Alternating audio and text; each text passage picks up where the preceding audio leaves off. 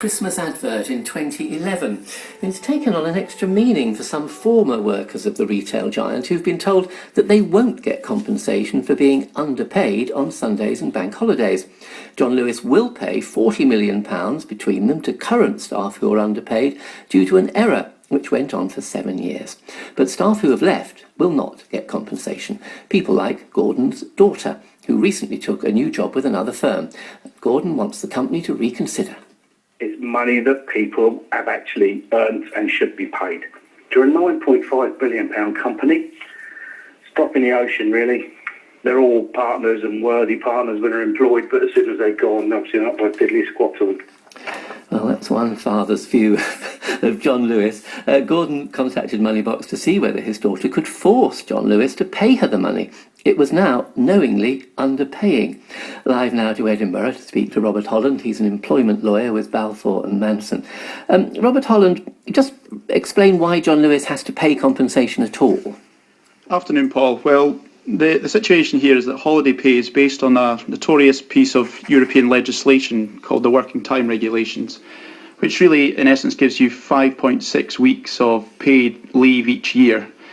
Now, that's fine if your employees work a standard 5-day week, but if you have a scenario where you have retail staff who often work, say, Sundays or bank holidays, then the calculation itself is skewed.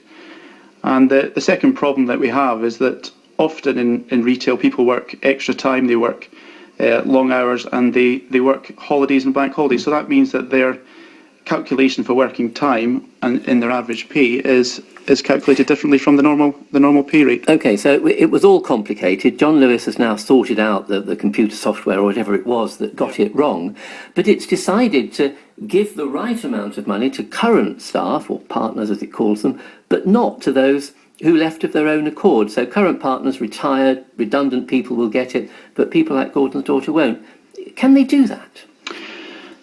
Well, Paul, the position here is that you can actually raise a claim. If you've been underpaid holiday pay, you have 3 months from when you actually left John Lewis to do so.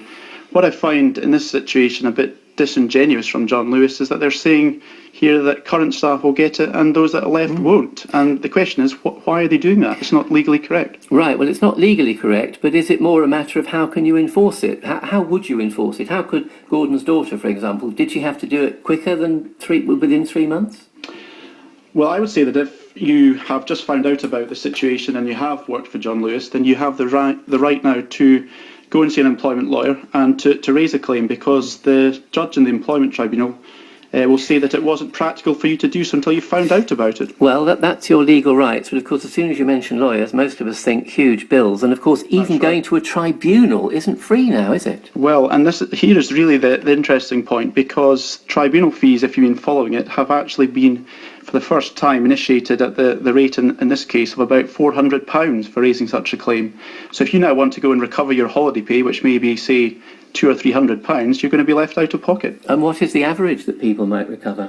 Well, the average, as I've heard in this scenario, Paul, is about £400. So it's exactly the same as raising the fee. And it begs the question, did John Lewis leave it until after fees were introduced? Well, I have to say, John Lewis have told us that they deny timing was a factor and said it worked quickly to provide compensation as soon as the problem was identified. Now, you mentioned those fees, which are new to most people. Just very briefly, can you ever get them back? If you're successful in your claim, then you will have the chance to recover them. Right. But as I say, that's just a fee, and you also have to go and pay the lawyer as well. OK, well, thanks very much indeed for that help, Robert Holland. And I just more from John Lewis, they say it's simply not possible or practical to trace those who have left the partnership over such a long period of time. It believes its approach is the fairest, most effective and most practical way of putting things right. So thanks, Robert Holland from Balfour+Manson. Now, a new law will force